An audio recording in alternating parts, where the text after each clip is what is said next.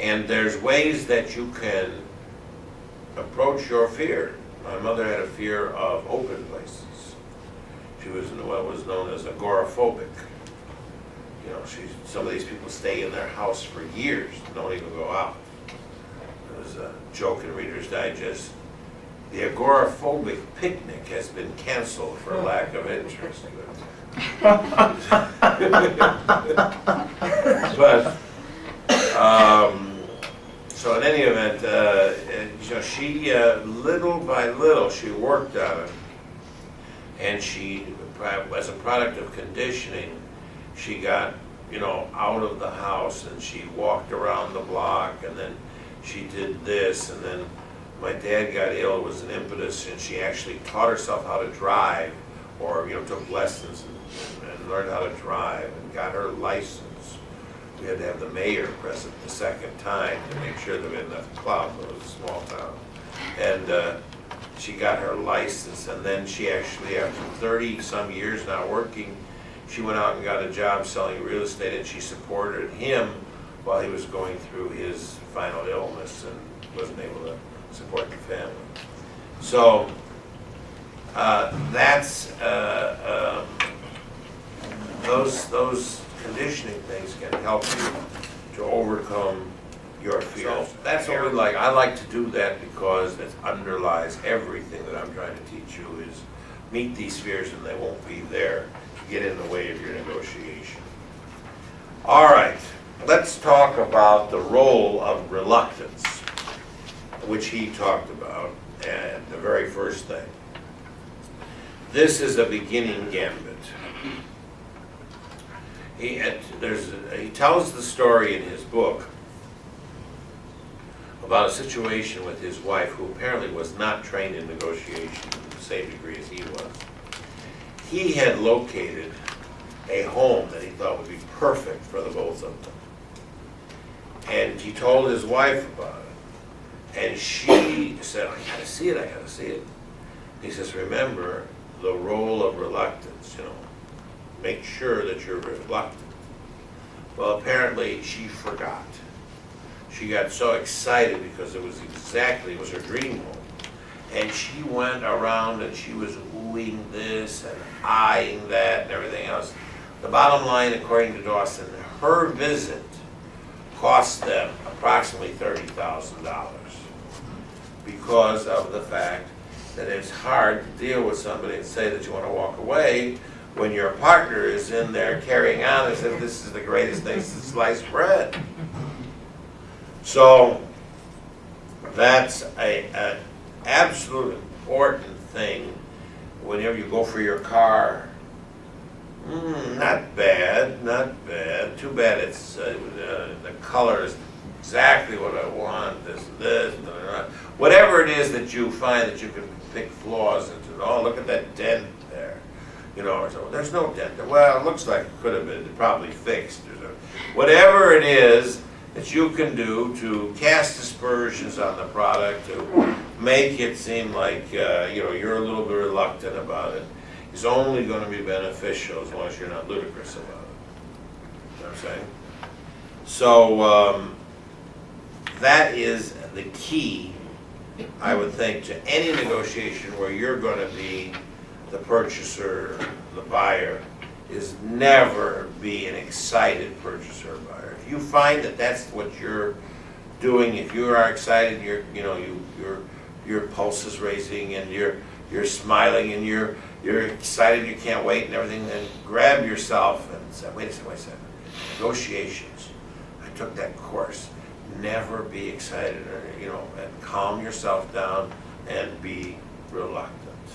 Learn. It's a game and it's acting, whatever it is, but you learn to be reluctant. Otherwise, you are putting yourself in a situation where you're just costing yourself points. You're just wasting valuable points that you could be getting for yourself by showing the other side how vulnerable you are to buying this item. Now, also, another good thing in your negotiating, besides reluctance, is planning your range. One of the reasons that people used to hang people in this country in the past was an instance called mob mentality.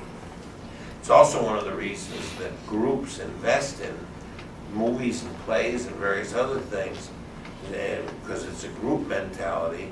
So a bunch of doctors who are generally conservative Republicans would never invest in a play about so-and-so.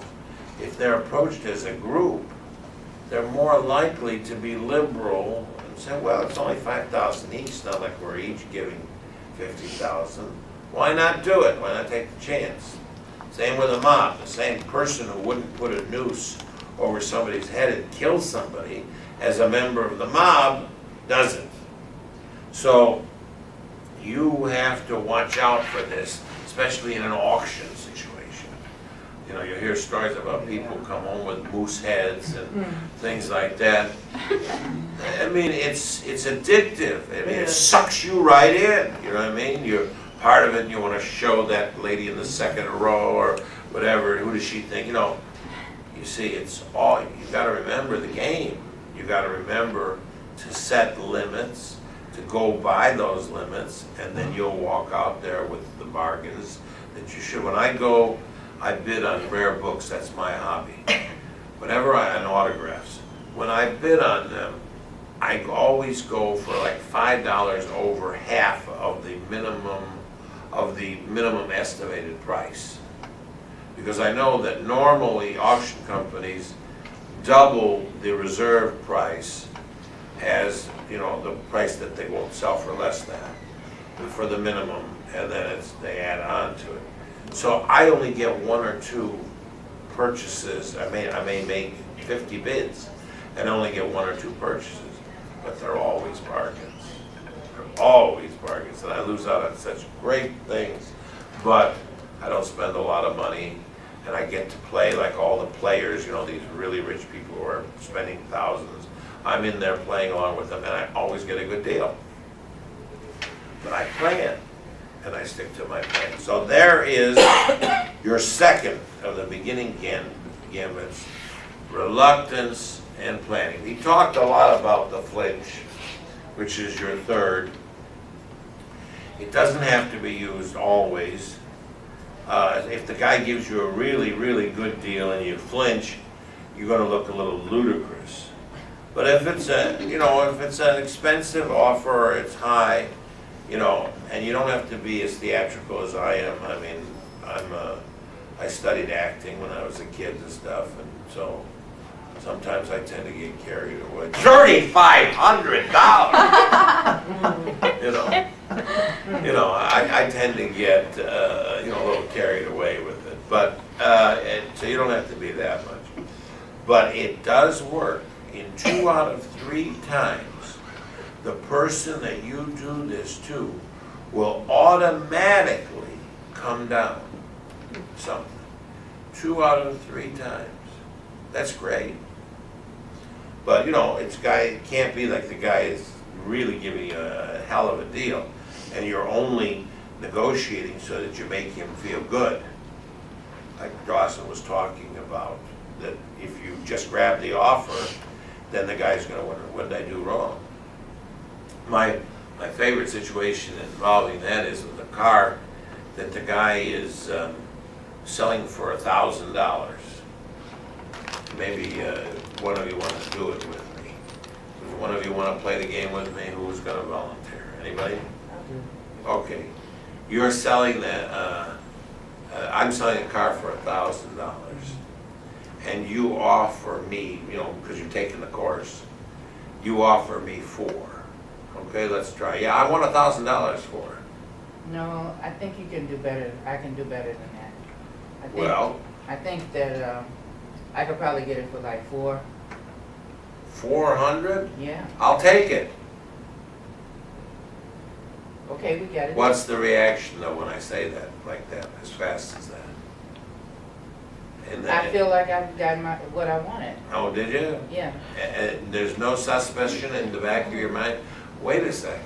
What's wrong with that? What's wrong with this car? Okay. You see what I'm saying? Okay. I forgot Now, that point. you got it? Yeah. All right. Now, If you would have said $1,000 or $400, and I would flinch at $400, trying to take the fillings out of my teeth. I mean, how can you do that to me? $400. I mean, I'm willing to go down a little bit.